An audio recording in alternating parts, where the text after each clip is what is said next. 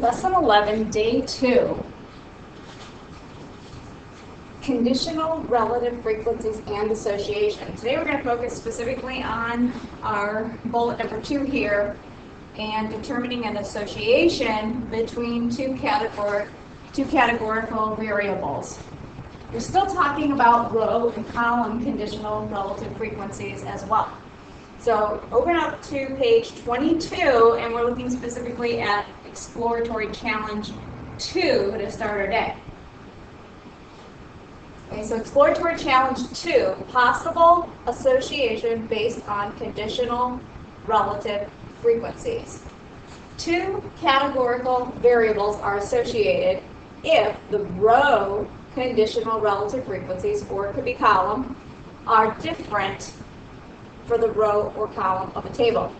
For example, if the selection of superpowers selected for females is different than the selection of superpowers for males, then gender and superpower favorites are associated. Okay, so again, looking at that, if we compare the males and the females in a specific superpower, if they're different, then there is an association. The difference indicates that knowing the gender is going to tell you something about the superpower preference. The evidence of an association is strongest when the conditional relative frequencies are quite different. If the conditional relative frequencies are nearly equal in the categories, then there's probably not an association. Okay, exercises 6 through 10. Examine the conditional relative frequencies in the two-way table of the row conditional relative frequencies that we created yesterday. This was where there was two tables, and some of you wrote it in the first table, some of you wrote it in the second table. So we're divided by the rows. Note that for each superpower, the conditional relative frequencies are different for males and females.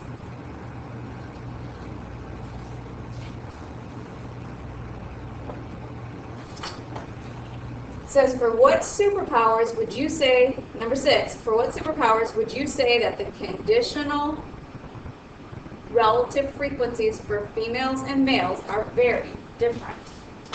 So, I'm going to move this down here a little bit, and I'm going to kind of recreate the table since I don't have it right here, so you know which one I'm talking about. So looking specifically at the table, oh, I'm sorry, I was thinking the wrong day. Looking at the table on page 21, we had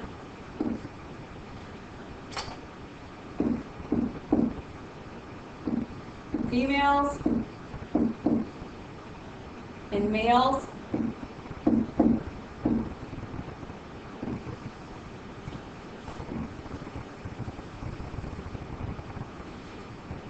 and then our powers, flying,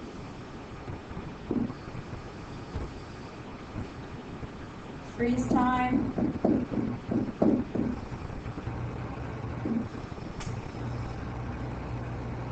invisibility,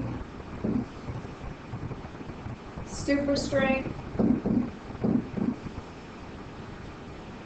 telepathy, and then there was the total. And you know it's a row conditional frequency when you divide, and you see ones down here at the end.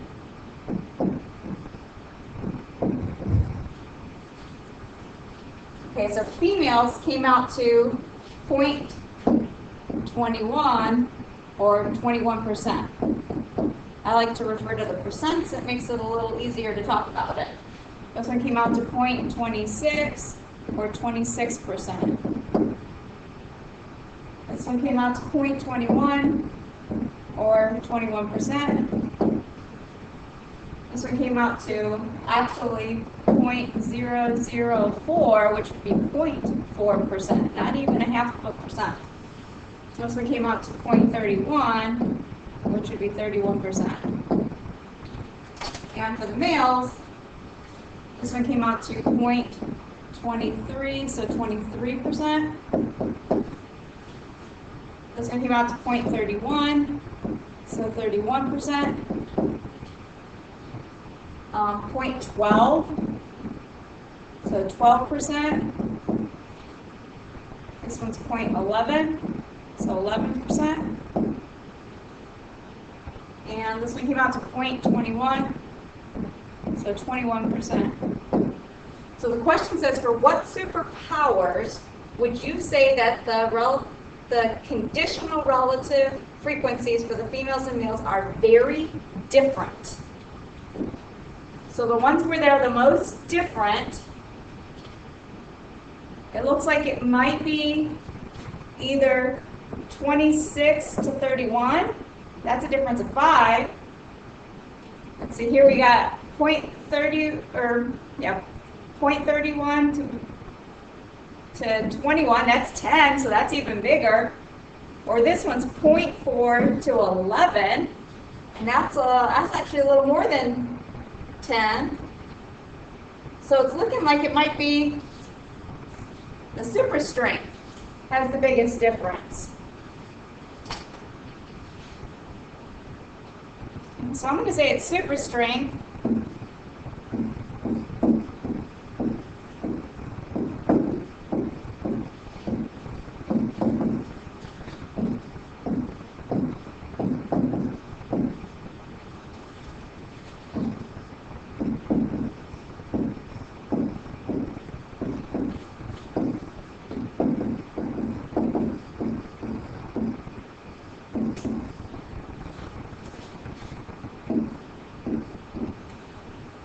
Let's see, what does that actually come out to? 11 minus 0.4.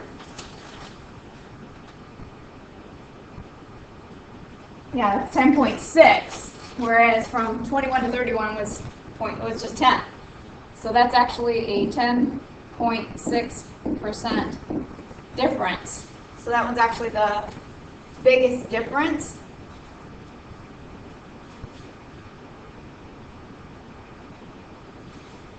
Okay, number 7 says, for what superpowers are the conditional relative frequencies nearly equal? So that means which ones are the closest. And the ones that are actually the closest would be the 21 and the 23%, which is our flying.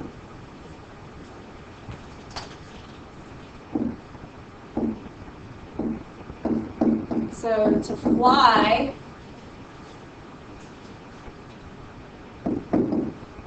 is the closest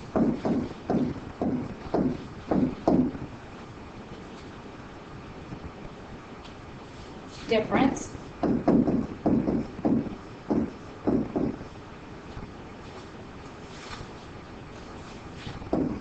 Of only 2%.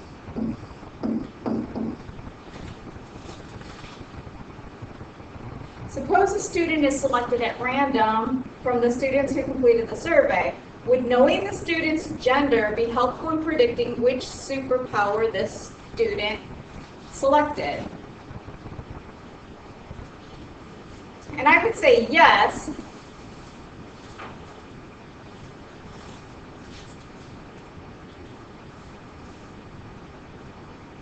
If we know their gender, there's a good chance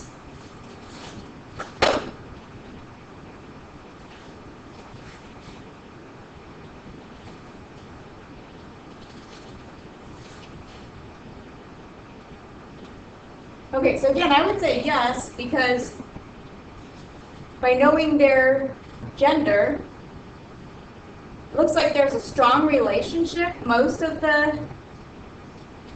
these have a pretty good difference between males and females.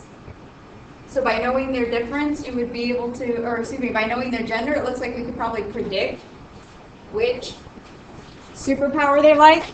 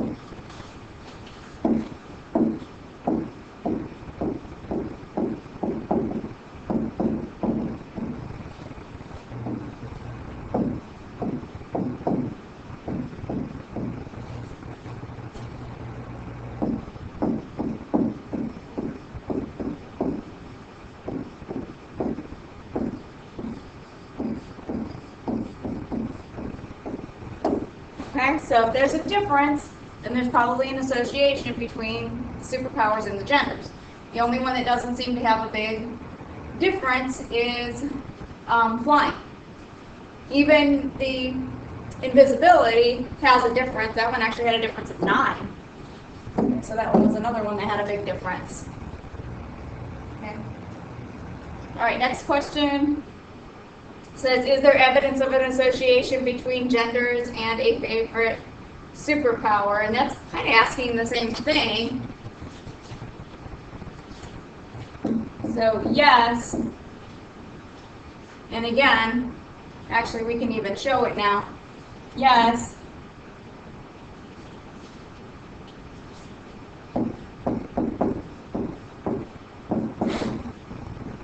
other than super strength, or no, not super strength, that was the favorite one. Other than flying, sorry.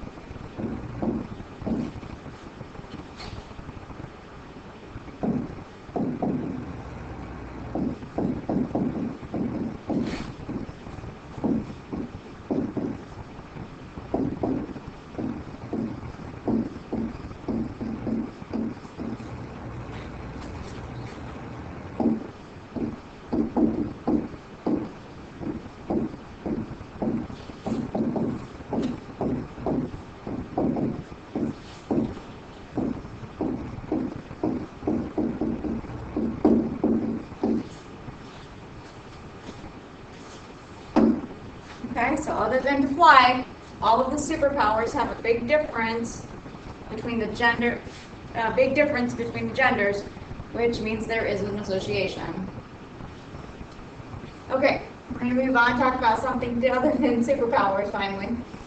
Students were given the opportunity to prepare, this is Exploratory Challenge 3, they were given an opportunity to prepare for a college placement test in mathematics by taking a review course. Not all students took advantage of this opportunity. The following results were obtained from a random sample of students who took a placement test. Okay, so let's see, there's 40, for example. This is students who took the review course and then were placed in a class called Math 200. Okay, Math 200 is just the name of the class. So 200 is not a number, doesn't have anything to do with the numbers in the table, it's just the name of the class. This 13 is students who took a review course and were placed in Math 100. The lower the number of a college class, the lower the math class. Like, for example, Math 200 is a higher math class than Math 100. Math 100 is a higher class than Math 50. It's kind of like Algebra 2 versus Algebra 1 versus pre-algebra. I'm not saying those are the courses, I'm just giving you an example.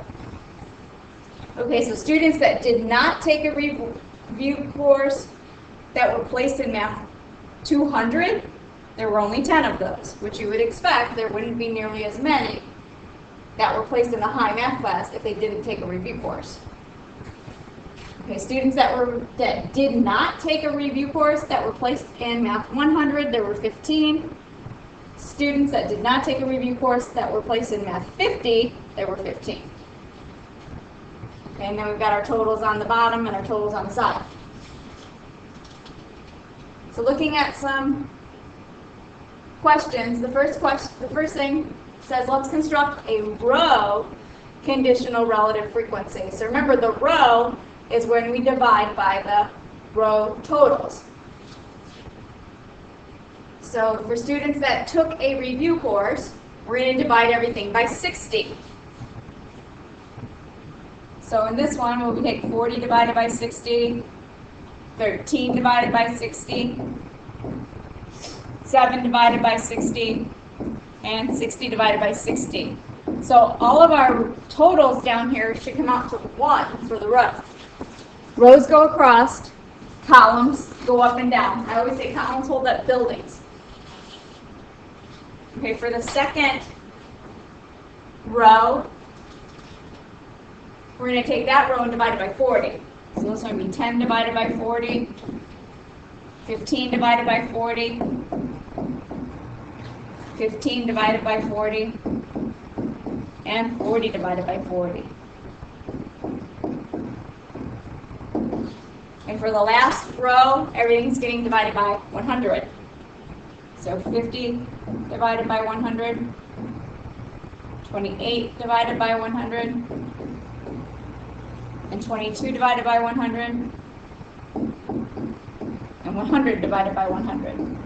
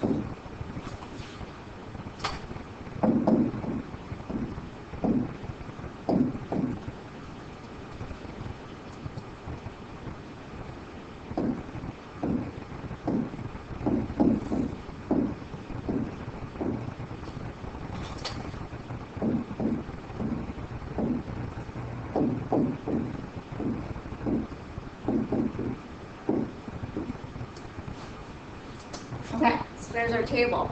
It says based on the conditional relative frequencies, is there evidence of an association between whether a student takes the review course and the math course in which the student was placed? Okay, so again, we're looking at whether there is a big difference between the numbers. So looking at Math 200, it goes from 0.66 to 0.25, or 66% and 25%. That's a big difference. Looking at Math 100, it goes from 21% to 37%. That's also a big difference. And looking at Math 50, it goes from 11% to 37%. And that is also a big difference. None of those numbers are really close together. So I would say that yes, there's evidence of an association.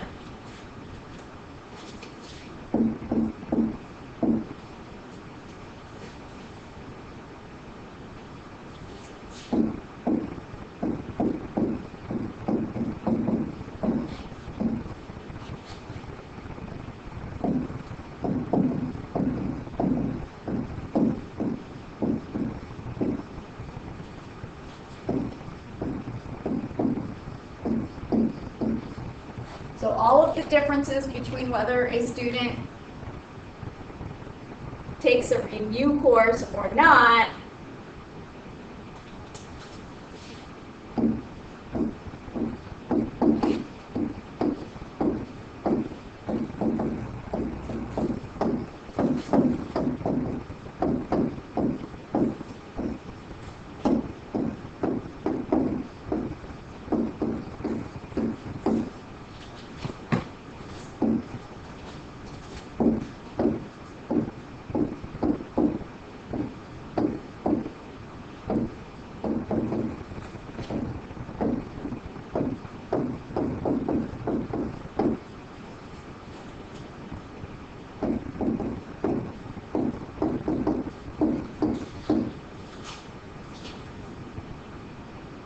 what that means is it shows that there's a relationship or an association between what math class they end up in.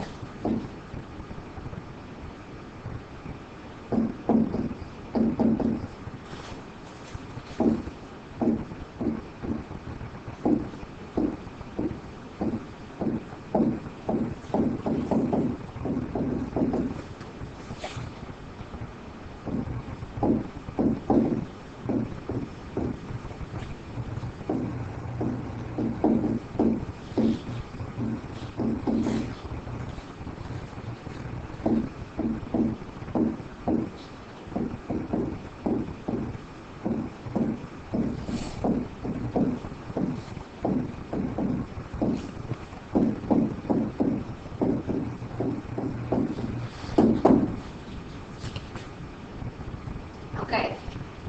And then lastly, it says looking at the conditional relative frequencies, the proportion of students who were placed in Math 200 is much higher for those who took the review course than for those who did not.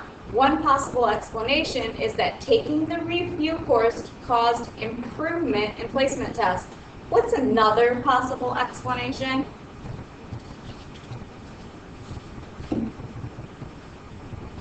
Okay, one other possible explanation is because they could have taken a higher math class in high school.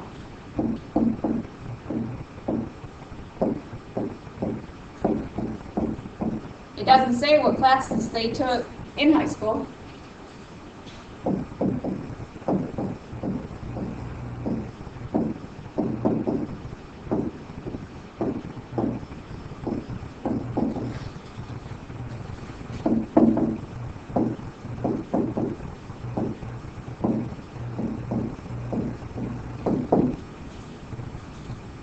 Let's see, another possible explanation is maybe they are just better math students.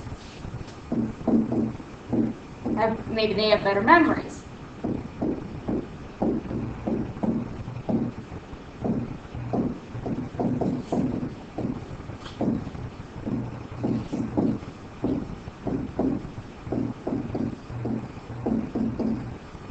I'm sure you guys can think of other reasons why some students place in higher math class than other students.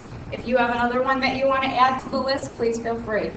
Okay, that's the end of today's lesson, which was talking about association. So just remember, with association, you have to be able to see a big difference between the rows or columns. We haven't focused a lot on columns, but it could be columns as well.